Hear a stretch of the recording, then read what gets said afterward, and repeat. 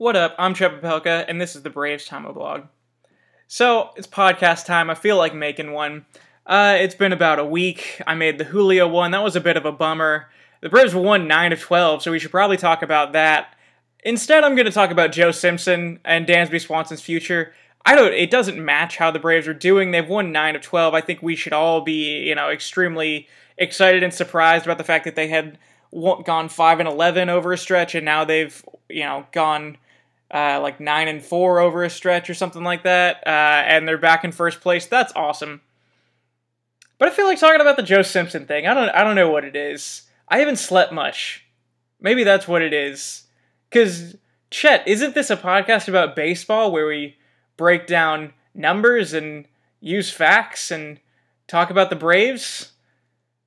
Yeah, I don't know. I don't know what it is. So if you guys aren't familiar with what's going on, the Joe Simpson has pissed off the baseball world so bad. So bad. I had no idea that I knew that we had our issues with Joe. I knew that we thought that Joe was kind of old and cranky. But then this past few weeks, I have found out that the rest of the baseball world hates Joe Simpson. They hate him so much. So if you're not familiar with what's going on, there have been 2 incidents, which I will now break down for you. So there was this one incident 2 weeks ago where we were playing the Dodgers. And the Dodgers wore t-shirts during batting practice to help someone's cause of fighting cancer. They wore strikeout cancer t-shirts. And Joe Simpson was so disgusted by their wearing of t-shirts at batting practice that Joe Simpson not only brought it up during the game, Joe Simpson took footage of them wearing t-shirts during batting practice and did a bit in the middle of a Braves game where he said, "This is the Dodgers wearing t-shirts at batting practice. What will they do? I am a former member of the Dodger organization, and they should be disgusted." And look, there are young people out here, but look who this is. This is Chase Utley. I would have expected that from Justin Turner, but not you, Chase Utley. You white and gray-haired stallion. I used to like Chase Utley, but now I think he's stupid. And then after that got released, the rest of the baseball world said, "No, Joe, Chase Utley isn't stupid, you're stupid." And I don't know. I didn't know how to feel about that. I mean, I roast Joe all the time. But then the Dodgers were pissed, and Kike Hernandez was making fun of him and all that, but not everyone was. There were media members of the other organizations that were roasting Joe Simpson. And I didn't know what to make of it. Probably because it doesn't matter. That was a good starting point, is that I didn't know why to be upset about Joe Simpson being old and cranky. And then that calmed down, and then 2 weeks later, during a broadcast of a Washington Nationals game, he never says anything about us, but during a broadcast of a Washington Nationals game, 19, I'm using quotes, year-old rookie Juan Soto was taking in a bat, and Joe Simpson said, I'm paraphrasing, I don't have the actual quote, Joe Simpson said, "Well, if he is 19, he's sure got his man body." Get it? Because he's lying about his age. Look, it's very funny. And then the Washington Nationals lost it, and they went off. And there was some media member for the Nationals, I don't remember who it was, but she tweeted, "Heard in the floor below me, Joe Simpson is a moron." In all caps. That's what was, stated, but that was tweeted that way. In all caps. Joe Simpson is a moron. Someone inside the media booth of the Washington Nationals stadium exclaimed loudly enough for people to hear on the floor above them, "Joe Simpson is a moron." And then the National articles started coming in. that maybe it's time for Joe to take a leave of absence. Maybe it's time for a suspension. With Jeff Francoeur doing a good job, maybe he should replace Joe Simpson. Mike Rizzo was pissed, and Mike Rizzo said, "Me and Joe handled it." Joe apologized after the game, because Joe will take stances on things, but this isn't one of them. Joe will take stances on real stuff, like people wearing t-shirts during batting practice. But this isn't that. Joe was just making a comment.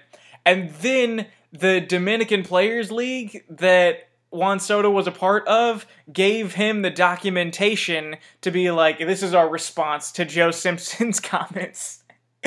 And no, that dude's 19. I mean, the documentation looked pretty good.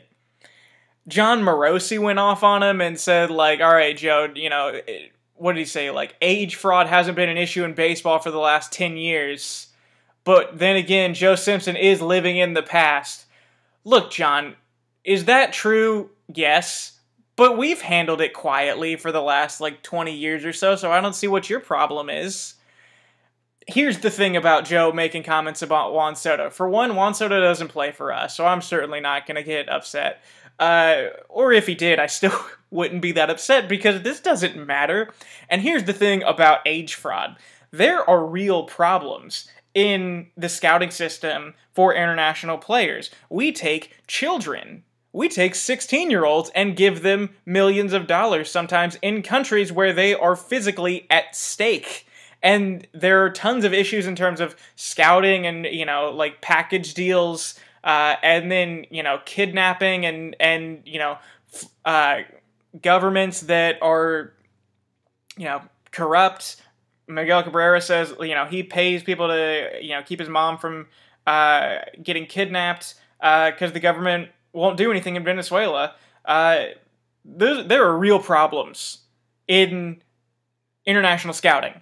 Age fraud is not one of them. I could be wrong. I have no other opinions on this besides my own, because no one ever talks about age fraud.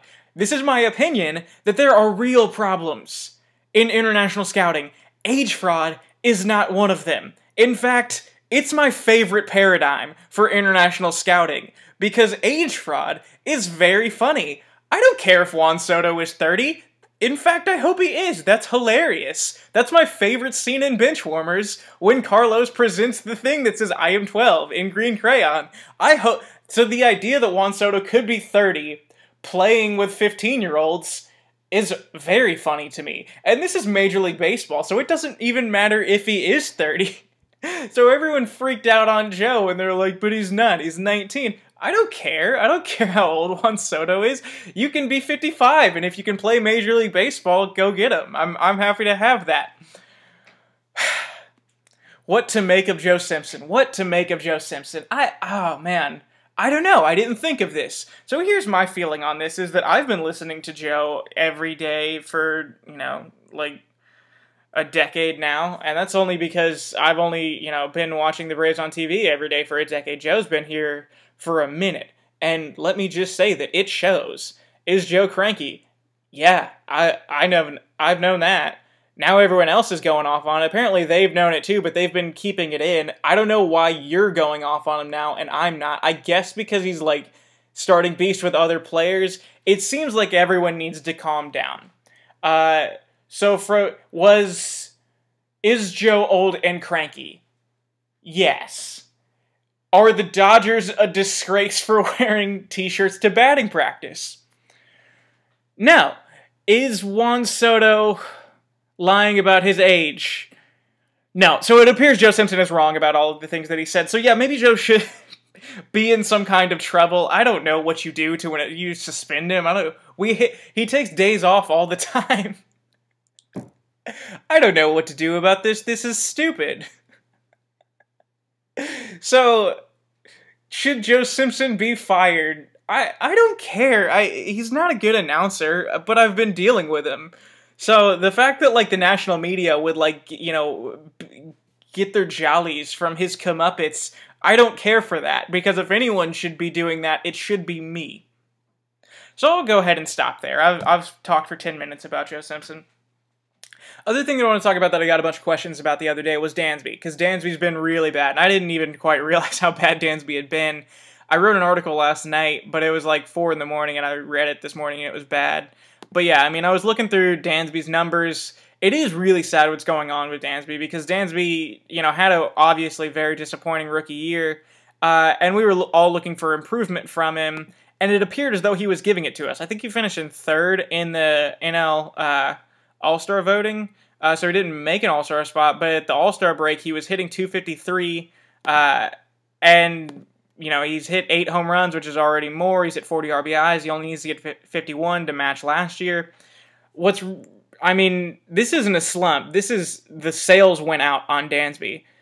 Since the All-Star break, he's hitting 148. The last 30 days, he's hitting 190. The last 15 days, he's hitting 132. He's 5 for 38 during that time, with 4 walks and 13 Ks.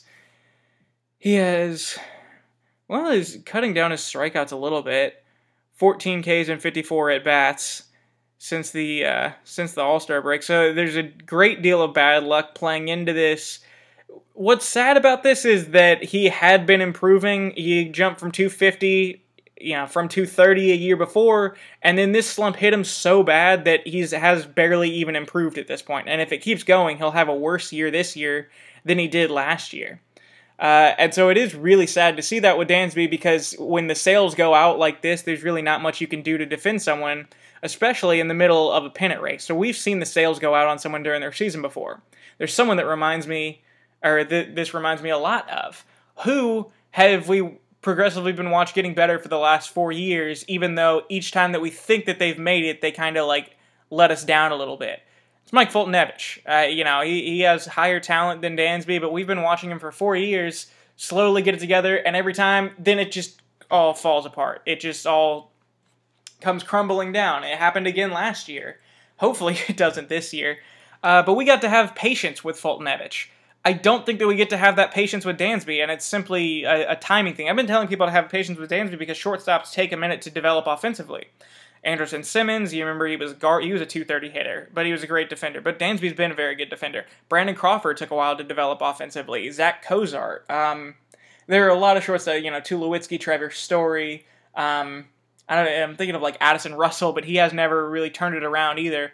But the point is that there are a lot of defensive first shortstops that come into the league. They hold it down on defense, but then they take a while to develop offensively. So if you see J.P. Crawford or Ahmed Rosario dealing with a lot of the same things right now. Sometimes it's not the case. This is actually more of an offensive shortstop kind of era right now. I don't think that's intentional. I just think that we've had some good ones with Carlos Correa and Francisco Lindor.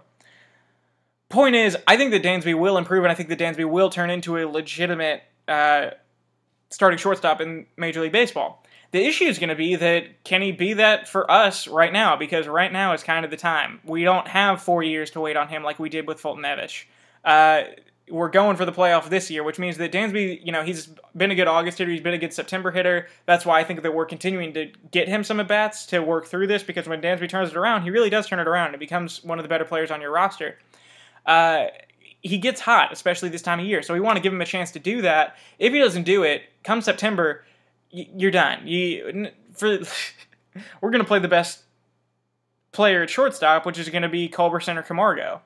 And that's just playing the hot hand. That's just doing what you got to do to make the playoffs. Starting next year, you can give him a clean slate again, which like we did this year, and say the shortstop job is yours, but you got to hold it down.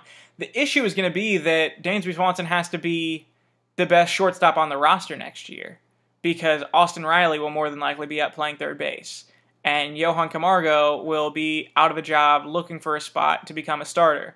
And can you tell me that Dansby is a better option than Camargo? Short-term or long-term. They're both 24 years old, but one is a switch hitter. One has more power. One has more RBIs. One hits for better average. One has better range and a better arm, but Camargo seems as though he can improve that. What argument do you have aside from Dansby being the number 1 overall pick?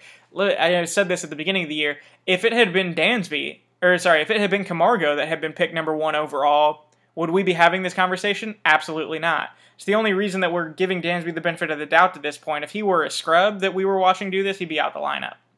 But, it is fair that you have a lot of talent, that you get extra chances.